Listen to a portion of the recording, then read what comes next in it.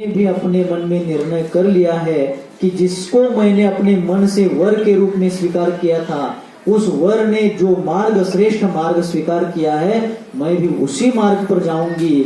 मेरा होने वाला वर मुनि बना है, तो मैं उसकी होने वाली जो पत्नी थी, मैं भी स्त्री पर्याय के सर्वोच्च पद को अर्थात आर्य का पद को अपने जीवन में धारण करके अपने जीवन को सफल बनाऊंगी। मैं रोते धोते नहीं बैठूंगी। बहुत मनाया, बहुत समझाया, फिर भी सोमा नहीं मानी और जा करके उसने भी आर्य का दीक्षा ग्रहण। उधर सोमेल सेठ जो थे बहुत दुखी हुए, अंतरंग से संतप्त हुए कि इस गजकुमार के कारण मेरी बेटी का जीवन बर्बाद हुआ, वो अपने पारिवारिक और गृहस्थी के सुख से वंचित हो गई। इस प्रकार की आग उनके मन में धधक रही थी। और एक दिन संयोग से निमित्त भी ऐसे मिलते, लेकिन निमित्त कैसा भी मिले, किंतु जो जीव अपने आत्म योग्यता के बल पर अपने आत्म साधना में तल्लीन रहता है, वह अपने जीवन को कभी सन्मार्ग से पतित नहीं होने देता। योगायोग से गजकुमार मुनिराज जिस स्मशान भूमि में ध्यान साधना के लिए बैठे थे, उसी मार्ग से वो सोमिल सेठ अपने किसी कार्यवश जा रहे थे। और जाते जाते उनकी दृष्टि उस स्मशान भूमि में ध्यान साधना में तल्लीन, ध्यान साधना तत्पर गजकुमार मुनिराज के ऊपर पड़ा। गजकुमार मुनिराज को देखते ही सोमिल सेठ के अंतरंग की प्रतिशोध की अग्नि, बदला लेने की अग्नि धधक उठी। एक प्रसंग गुरुदेव का याद आ रहा है, बहुत मार्मिक प्रसंग है। छोटा सा प्रसंग है, लेकिन उसके पीछे का तात्पर्य अर्थ बहुत बड़ा। 15 अगस्त 2006 कब की बात है? 15 अगस्त 2006 की बात है। लगभग 16.5 साल पहले की बात है। उस समय मैं अभी संघ में संघस्थ सदस्य के रूप में नहीं था, लेकिन संघ में आता जाता रहता था। और हमारे गुरु महाराज का, हमारे भाग्य विधाता आचार्य महाराज का चातुर्मास उस समय शेठ राधा दावड़ा दिगंबर जैन बोर्डिंग सांगली में चल रहा था। सांगली में जो अपने दिगंबर जैन बोर्डिंग है, वहां पर उनका चातुर्मास चल रहा था।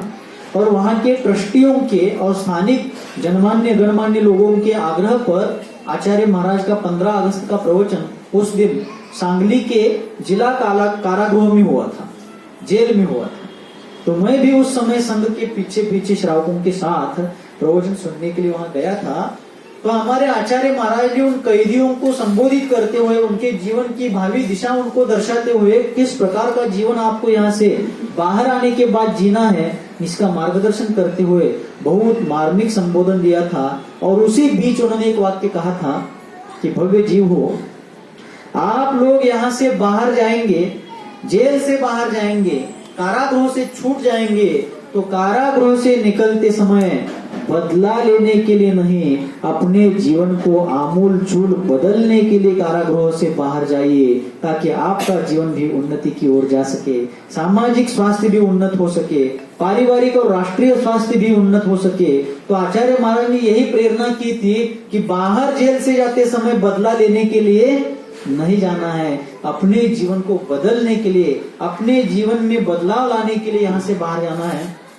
लेकिन सोमिल सेठ के अंतरंग में बदलाव तो नहीं आया, बदला लेने की आग धधक रही थी। और उस समय सोमिल सेठ ने अपने अंतरंग की प्रतिशोध की ज्वाला में धधकते हुए उन गजकुमार मुनिराज के ऊपर उपसर्ग करने की ठान ली। कन्नड़ भाषा में एक कहावत है, कन्नड़ भाषेदल्ली ಒಂದು ಗಾದೆಯ ಮಾತಿದೆ, ಏನ ಸಿಟ್ಟಿನ ಕೈಯಲ್ಲಿ ಬುದ್ಧಿಯೇ ಕೊಡಬಾರದು। क्या कहावत है? कोई बोलेंगे? ಸಿಟ್ಟಿನ ಕೈಯಲ್ಲಿ ಬುದ್ಧಿಯೇ ಕೊಡಬಾರದು मतलब हाँ, नो, वो भी समानार्थक हो सकती है, लेकिन इस कहावत का अर्थ है कि क्रोध के हाथ में बुद्धि को नहीं सौंपना चाहिए। ये जो कन्नड़ कहावत है, उसका अर्थ क्या है? शिट्टिन कೈಯಲ್ಲಿ बुद्धि ಕೊಡಬಾರದು, अर्थात क्रोध के हाथ में अपनी बुद्धि को नहीं सौंपना चाहिए। क्योंकि किसी ने एक जगह पर बहुत मार्मिक बात कही है कि क्रोध की शुरुआत अज्ञान से होती है। क्रोध की शुरुआत अज्ञान से होती है, और उसका अंत पश्चाताप से होता है। शुरुआत तो अज्ञान से होगी, अविवेक से होगी। अज्ञान अविवेक समानार्थी। क्रोध की शुरुआत अविवेक से, अज्ञान से हो रही है, लेकिन जब उसका अंत होता है तब उस क्रोधी व्यक्ति को पश्चाताप के अलावा उसके हाथ में कुछ नहीं रहता है, कुछ नहीं बचता है। इसलिए शिट्टिन कयेल्ली बुद्धे कोडबार्दो, अर्थात क्रोध के हाथ में बुद्धि को कभी सौंपना नहीं चाहिए। क्यों पूछा ना? तो अपनी चैत्य भक्ति आती है। बोर हो रहा है क्या? आचार्य पुष्पाद जी महाराज ने चैत्य भक्ति की सर्जना की और उसमें एक पंक्ति आती है, अताम्र नयनोत्पल सकल कोप वन्हेर जयात।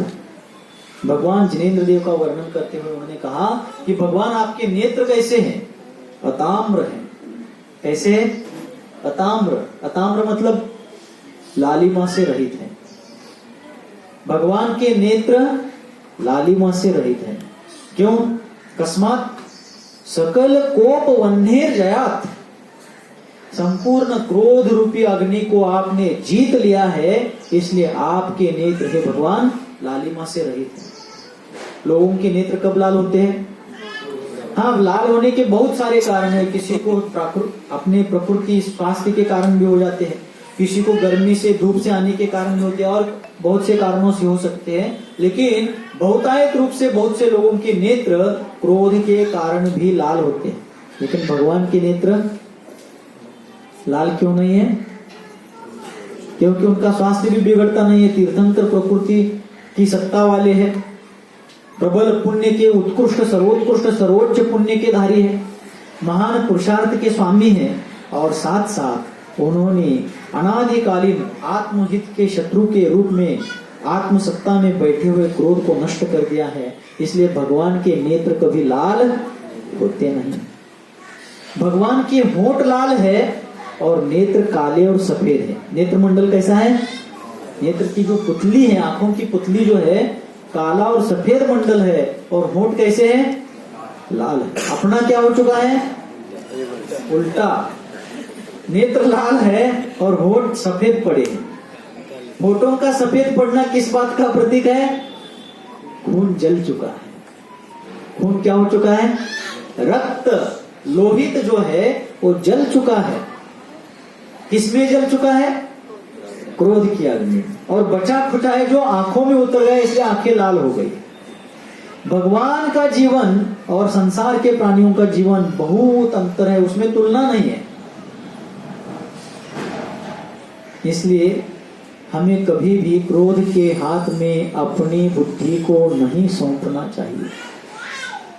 हमारे संघस्थ भ्राता निर्यापक मुनि श्री सिद्धांत सागर जी महाराज का चातुर्मास 2010 में चंद्रप्रभ दिगंबर जैन बोर्डिंग इच्चरकरंजी में हुआ था। उस समय उन्होंने प्रवचन में एक दिन उपस्थित समस्त श्रावक श्राविकाओं को शनिवार के दिन नियम दिया था। आज भी संयोग से शनिवार है। उन्होंने शनिवार के दिन एक दिन के लिए नियम दिया था कि 24 घंटे के लिए, अभी जो मैं नियम दे रहा हूं, अभी से लेकर कल तक कोई भी किसी के ऊपर क्रोध नहीं करेंगे। क्या नहीं करेंगे? और महाराज ने आज शनिवार है ऐसा जानबूझकर नहीं दिया था, योगायोग से ऐसा हुआ। महाराज ने नियम दिया 24 घंटे तक कोई किसी पर भड़केंगे नहीं, कोई किसी पर क्रोध नहीं करेंगे, ऐसा नियम दिया। महिलाओं ने भी, उपस्थित सभी लोगों ने अपने अपने शक्ति अनुसार संकल्प ले लिया। सभी घर गए और योगायोग से दूसरे दिन था रविवार। बच्चों को थी छुट्टी। अब बच्चे शोर मचाने लगे। वो इच्चलकरंजी था, पुणे थोड़ी ही था, इतनी ट्रैफिक वहां है नहीं, इतना शोर शराबा वहां पर ट्रैफिक संबंधी वगैरह भीड़ भाड़ संबंधी नहीं है।